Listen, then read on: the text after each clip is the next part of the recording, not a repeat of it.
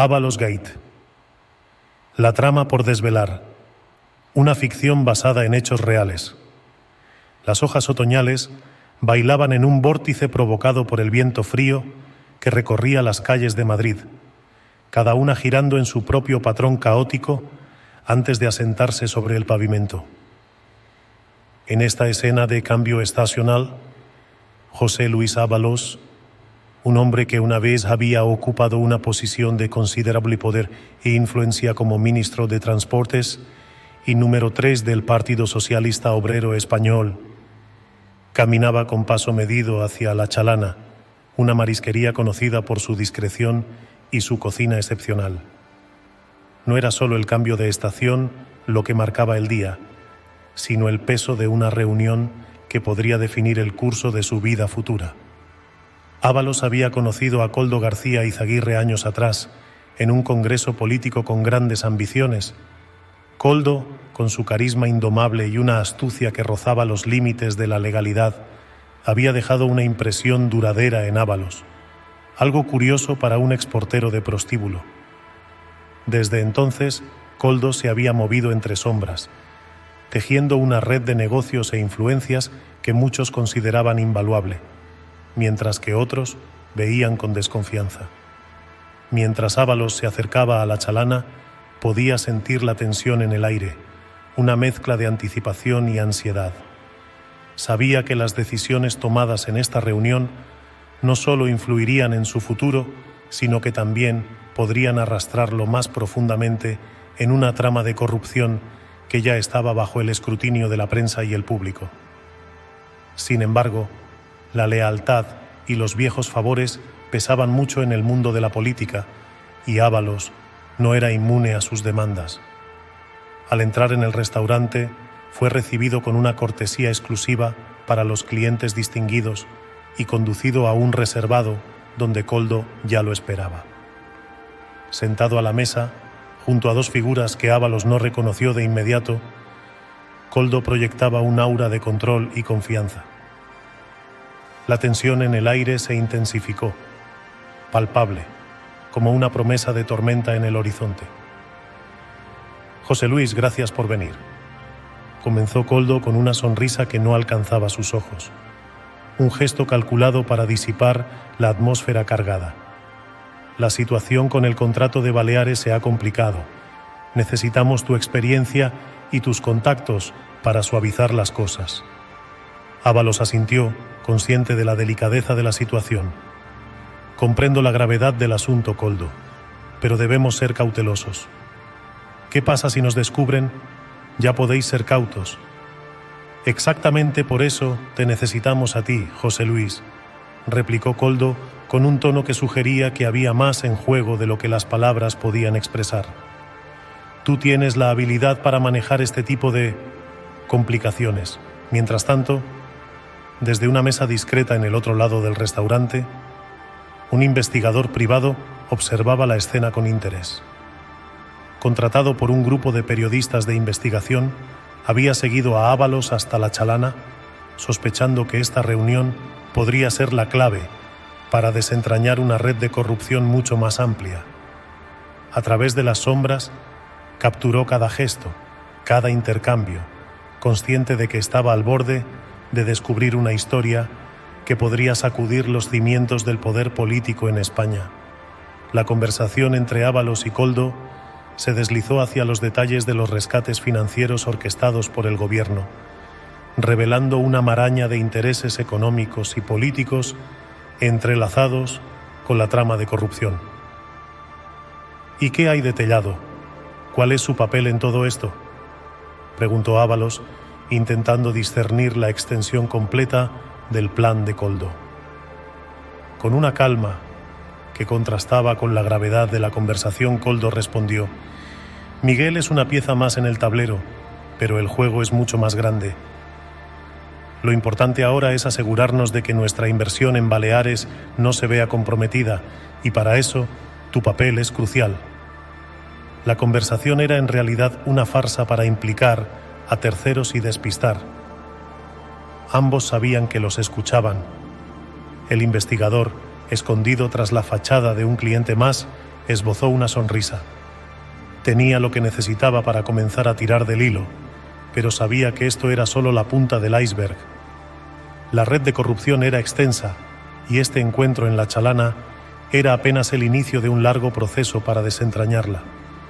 Las semanas siguientes al encuentro en La Chalana, Carlos, el investigador privado, se sumergió en la densa niebla de la corrupción que asolaba los cimientos del poder en España. Su oficina, un cuarto repleto de documentos, recortes de periódicos y pantallas de ordenador, se convirtió en el epicentro de una operación minuciosa destinada a destapar la verdad.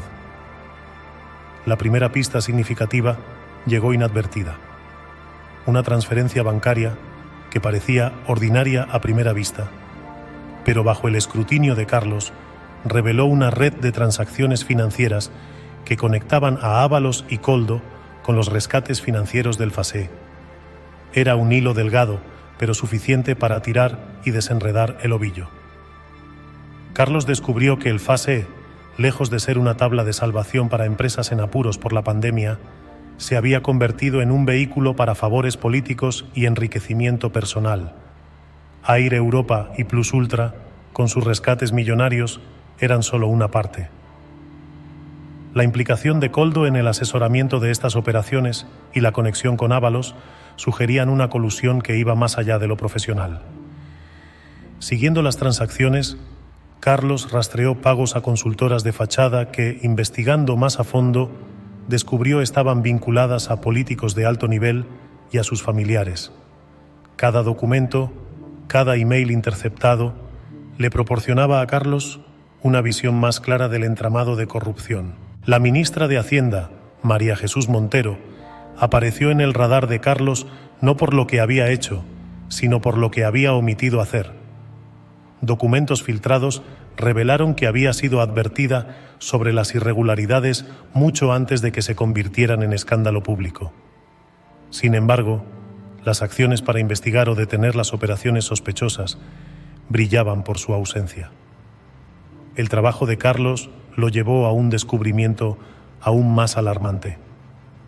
La implicación de entidades financieras estatales, como el IGO, que habían proporcionado avales y préstamos con una despreocupación que rozaba la imprudencia.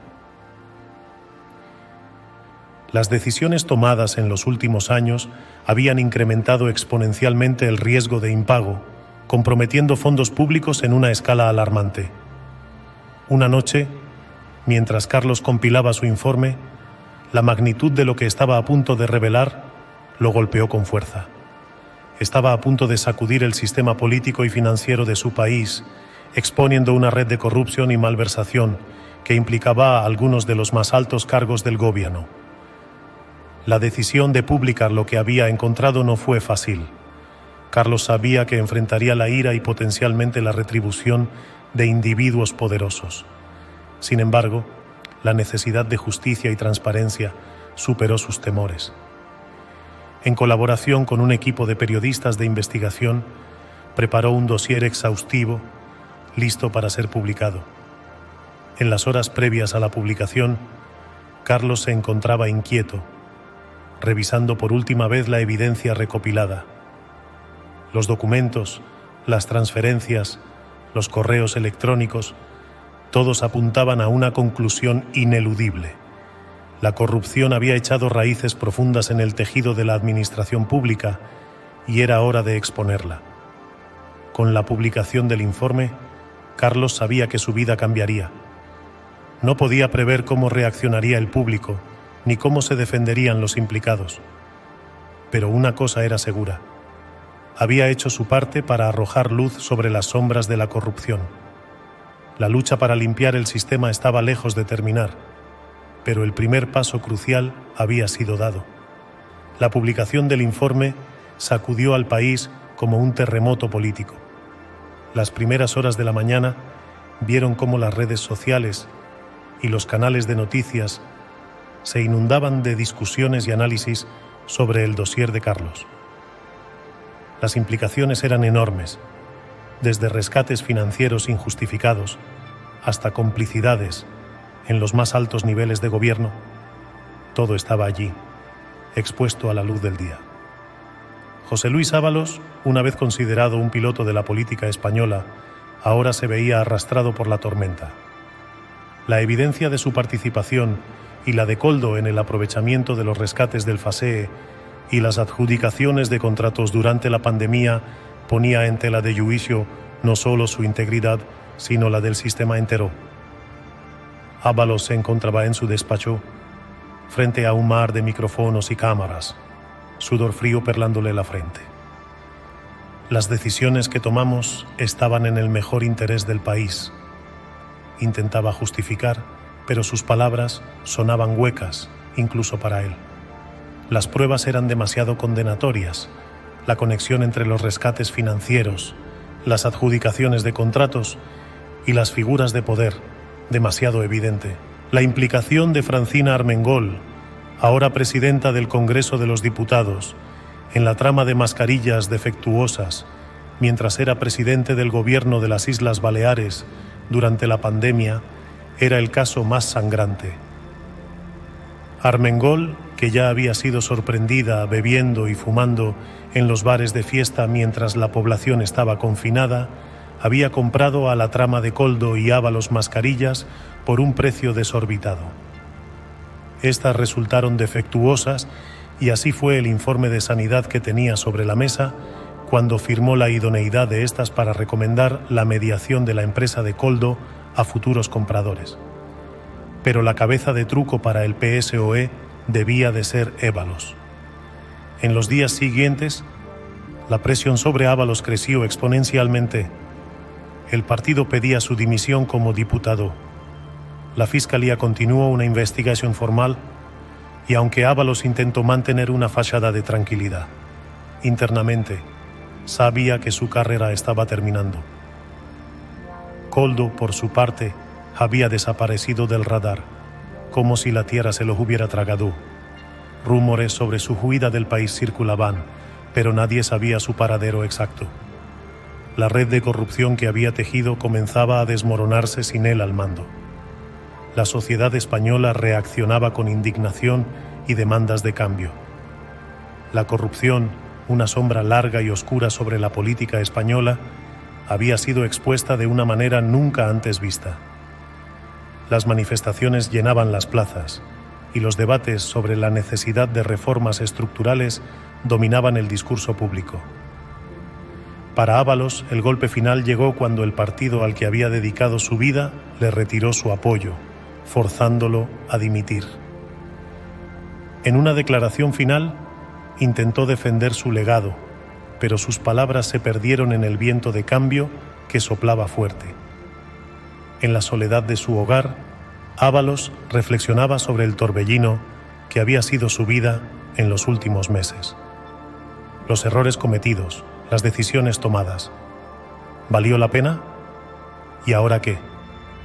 La política había sido su vida, pero en su caída se encontró enfrentando un futuro incierto, plagado de arrepentimientos. La historia de corrupción que había envuelto a Ábalos, Koldo y muchos otros no era solo una mancha en sus carreras, sino un recordatorio doloroso de las fallas en el sistema. Un sistema que permitió que la ambición y la avaricia socavaran la confianza pública y desviaran recursos de aquellos que más los necesitaban. El caso, aunque cerrado en muchos aspectos, dejó preguntas abiertas. ¿Cómo asegurar que tales actos de corrupción no se repitan?